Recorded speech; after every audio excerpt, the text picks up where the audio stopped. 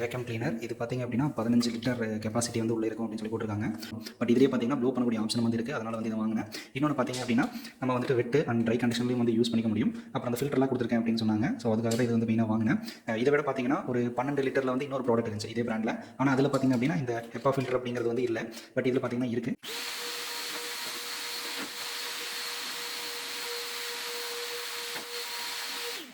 ஆக்சுவலாக பார்த்தீங்கன்னா இது நல்லாவே க்ளீன் பண்ணுது. ரொம்ப பவர் அதிகமாக இருக்குது. இப்படி க்ளீன் பண்ணும்போது நல்லாவே க்ளீன் ஆச்சு.